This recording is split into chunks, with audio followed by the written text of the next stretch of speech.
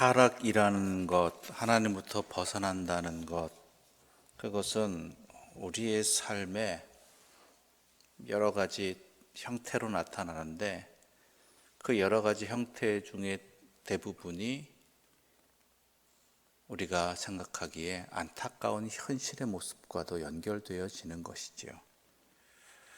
그런데 그것이 한 현상으로 그치지 아니하고 그것에서 또 다른 현상들이 이어지고 또 다른 폐해들이 나타나게 된다는 것입니다. 그래서 엄한 사람들이 고통받기도 한다는 것이지요.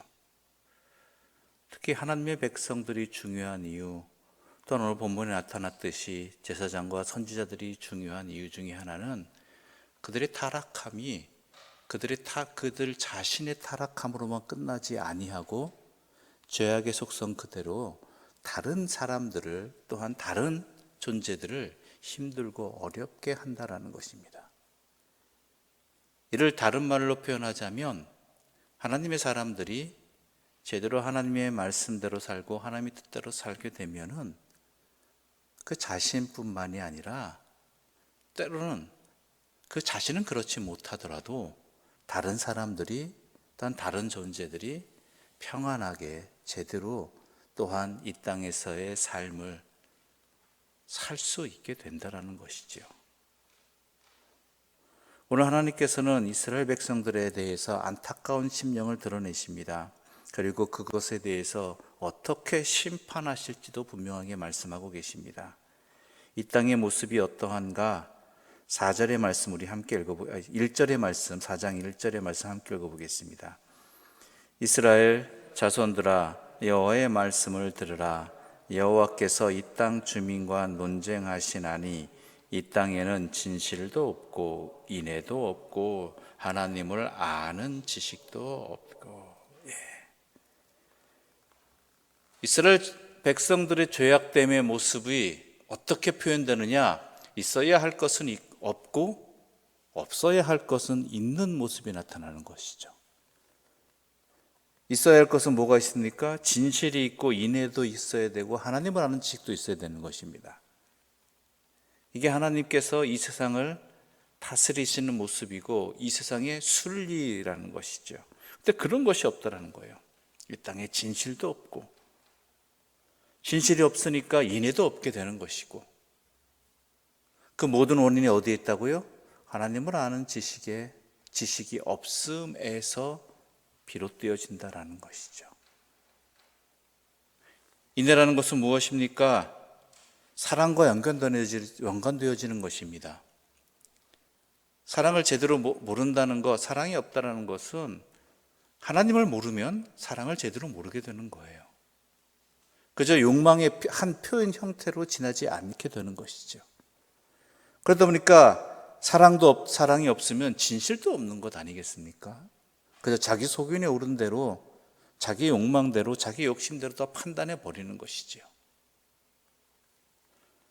진정한 진리와 진실은 사랑에서 비롯되는 것입니다. 이 모든 것들이 하나님을 안다는 지식이 단순히 머릿속의 지식만을 이야기하는 것이 아니라 주의 말씀을 깨닫고 주의 말씀대로 살아가는 것을 말하는 것이죠. 그러한 일들로 도리어 있어야 할 것이 없음으로 말미암아 없어야 할 것이 있게 되는 것이죠. 2절 말씀 함께 읽어보겠습니다. 2절입니다. 오직 저주와 속임과 살인과 도둑질과 간음뿐이요 포악하여 피가 피를 뒤이음이라. 이건 없어야 될 것들이거든요. 근데 이것이 있게 된다는 거예요. 그래서 어떤 일들이 벌어지느냐? 3절의 말씀 함께 읽어보겠습니다. 3절입니다. 그러므로 이 땅이 슬퍼하며 거기 사는 자와 들짐승과 공중에 나는 새가 다 쇠잔할 것이요 바다의 고기도 없어지리라.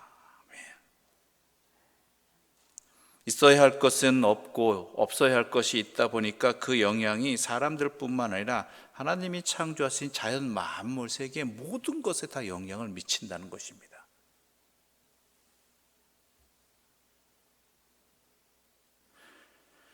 거기 사는 자와 들짐승과 공중에 나는 새와 다 쇠잔하고 바다의 고기도 없어지리라 라는 것이죠. 하나님을 모르니 하나님의 뜻대로 순종하지 않으니까 하나님이 창조하신 세계도 자기 욕심대로 막 마음대로 행하는 것이잖아요. 그렇잖아요? 우리가 자연을 왜 훼손하는 겁니까? 하나님은 알아서 그런 겁니까? 아니잖아요. 내 욕망대로 하는 거잖아요. 하나님이 창조하신 세계라는 것을 알면은, 하나님이 어떠한 뜻으로 우리에게 청지기 사명을 우리에게 주신지를 안다면은 하나님이 창조하신 세계에 대해서도 우리가 잘 관리하고 돌보고 하는 것, 생육하고 번성하라고 한 그 말씀대로 행하기 위해 소중히 여길 것 아니겠습니까? 그렇지 않으니까 하나님이 창조하신 세계도 자기 마음대로 행하고 또한 자기 욕망대로 훼손시키고 그러고 있다라는 것이죠. 그런데 이 모든 일들에 있어서 가장 하나님께서 책임을 물으시는 존재가 두 존재가 나타납니다. 우리 4절과 5절의 말씀 함께 읽어보겠습니다. 4절과 5절입니다. 그러나 어떤 사람이든지 다투지도 말며 책망하지도 말라. 이 백성들이 제사장과 다투는 자처럼 되었음이니라. 너는 낮에 넘어지겠고 너와 함께 있는 선지자는 밤에 넘어지리라. 내가 내 어머니를 멸하리라. 여기에 두 존재가 나타납니다. 제사장과 선지자이죠. 하나님의 말씀을 받은 사람들, 하나님의 말씀을 전하는 사람들, 또한 하나님과의 중보적 관계로서 예배를 주관하는 사람들이 이 두 존재들이죠.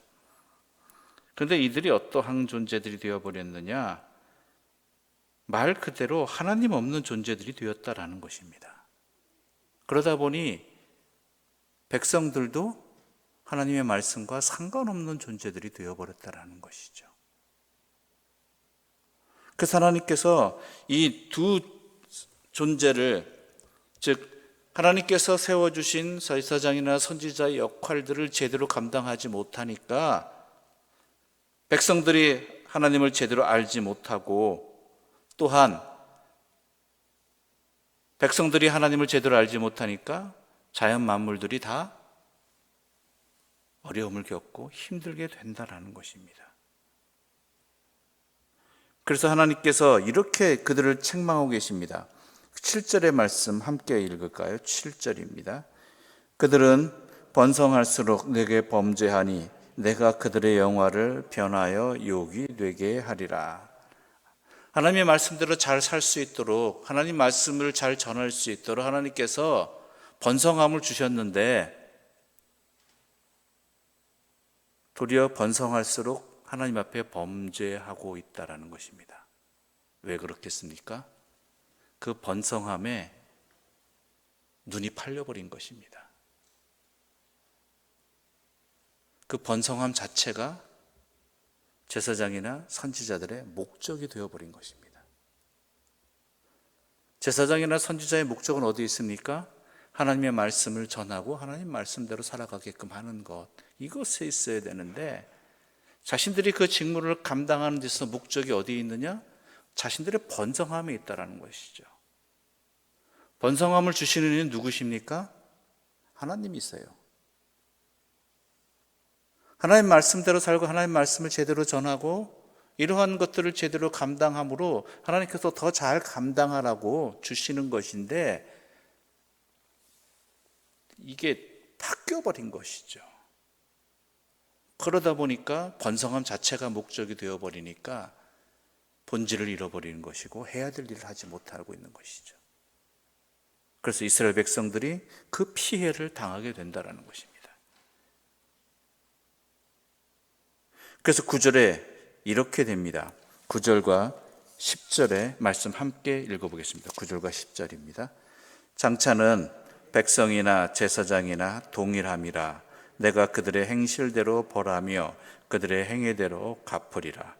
그들이 먹어도 배부르지 아니하며 음행하여도 수요가 늘지 못하니 이는 여호와를 버리고 따르지 아니하였음이니라. 아멘. 결국 하나님께서 그들의 행위대로 갚으시라고 이야기합니다.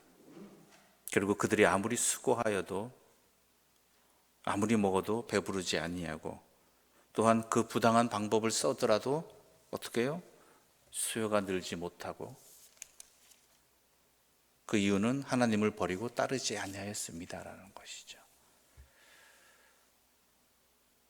이것은 우리 교회 공동체도 마찬가지입니다. 우리는 하나님의 백성입니다. 하나님의 뜻대로 살아야 되는 이 세상 앞에 어찌 보면 하나님의 제사장이고 하나님의 선지자들입니다. 그런데 우리의 모습이 하나님의 백성이고 하나님의 선지자다운 모습을 가지고 있느냐, 하나님의 제사장다운 모습을 가지고 있느냐, 세상의 탐욕 공동체와 다를 바 없지는 않느냐라는 것이죠. 거기에 대해서 하나님께서는 이렇게 심판하고 계십니다. 17절 말씀 함께 읽어보겠습니다. 17절입니다. 에브라임이 우상과 연합하였으니 버려두라. 하나님의 무서운 심판 중에 하나가 이거예요. 버려두는 것입니다. 내버려 두는 것입니다. 아무 일 없게 만드는 것입니다. 그렇게 되면 어떻게 되는지 아세요? 깨닫지 못하게 되는 것이고 결국은 어떻게 해요? 망하리라. 깨닫지 못하는 백성은 망하리라.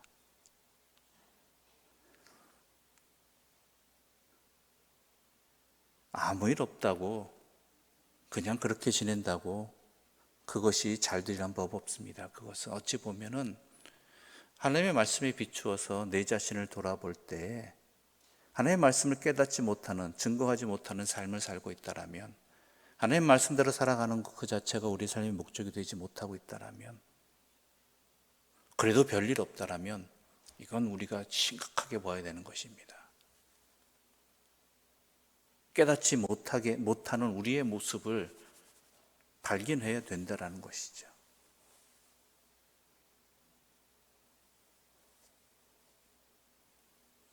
모든 것은 하나님의 뜻 안에 있습니다. 하나님의 다스리심 안에 있습니다. 그리고 하나님께서는 그것을 증거하라고 하나님께서 또한 세우신 존재들이 있습니다. 그것이 제사장이고 선지자들입니다. 또한 하나님 그 사람들이 모여 있는 곳이 하나님의 교회인 것입니다. 가장 우리가 분별하고 또한 주의해야 될 것은 하나님의 제사장과 하나님의 선지자 역할을 맡은 사람들이 그것은 목사일 수도 있고 또한 전도사일 수도 있고 더 중요한 것은 그리스도인인 저와 여러분 모두가 이 세상의 제사장이요 선지자들인 것입니다. 그 사람들이 하나님께서 우리에게 허락해 주신 이 땅을 하나님의 진실과 하나님의 인애와 또한 하나님을 아는 지식으로 살아가지 못한다면 그것은 우리로 인해서 세상 다른 사람들이 또한 다른 존재들이 아픔을 겪게 될 것이고 어려움을 겪게 될 것이고 그로 인해서 그 책임을 하나님께서는 우리에게 물으실 것입니다. 그 심판하시는 모습 가운데 하나가 말씀드린 대로 내버려 두는 것. 혹시 그 상태에 있지는 않은지 우리 자신을 좀 돌아볼 수 있는 이 새벽이 되기를 바랍니다. 해야 할 일은 분명합니다. 여호와의 말씀을 깨닫고 전하고 살아가는 것. 그럴 때 하나님께서는 우리를 회복시켜 주시고 또한 우리가 그러한 사명을 감당할 수 있도록 힘을 주시고 또한 우리를 도구로 하나님께서 하나님의 또한 영광을 드러내실 것입니다. 분명한 목적을 놓치지 말고 우리의 믿음의 자리를 헛된 것에 빼앗기지 아니하고 우리의 중심을 지켜나가는 하나님의 사람들 되시기를 간절히 소망합니다. 기도드리겠습니다. 하나님 아버지, 이 새벽 주 앞에 나와 주의 말씀 앞에 우리 자신을 돌아보게 해주시니 감사합니다. 혹시 우리가 하나님 아닌 다른 세상의 것에 우리의 시선이 팔려 있는 것은 아닌지요? 우리가 믿음 생활하는 것이, 신앙 생활하는 것이 하나님의 말씀을 깨닫고 그 말씀대로 살아가는 것 아닌 세상의 부요함과 또한 힘과 욕망을 이루기 위한 그러한 그것에 눈이 팔린, 그것에 마음을 둔 우리의 어리석은 모습이 이 가운데 있지는 않은지요. 주님, 깨닫게 하여 주시니 감사합니다. 깨닫게 하셨으니 돌이키게 하여 주시고, 그리고 주의 말씀을 깨닫고 주의 진리로 살아가며 주의 사랑으로 함께하는 믿음의 길을 걸어가게 하여 주시옵소서. 그래야 우리 자신이 회복되어지고, 또한 우리와 함께 살아가는 이들과 또한 주님께서 창조하신 이 세상이 주의 자녀들의 주님 뜻에 따르는 삶을 통하여 회복되게 해주시고 은혜 가운데 있게 해주시고 복을 받게 하여 주시옵소서. 예수님의 이름으로 기도드립니다. 아멘. 하늘에 계신 우리 아버지, 아버지의 이름을 거룩하게 하시며 아버지의 나라가 오게 하시며 아버지의 뜻이 하늘에서와 같이 땅에서도 이루어지게 하소서. 오늘 우리에게 일용할 양식을 주시고 우리가 우리에게 잘못한 사람을 용서하여 준 것 같이 우리 죄를 용서하여 주시고 우리를 시험에 빠지지 않게 하시고 악에서 구하소서. 나라와 권능과 영광이 영원히 아버지의 것입니다. 아멘.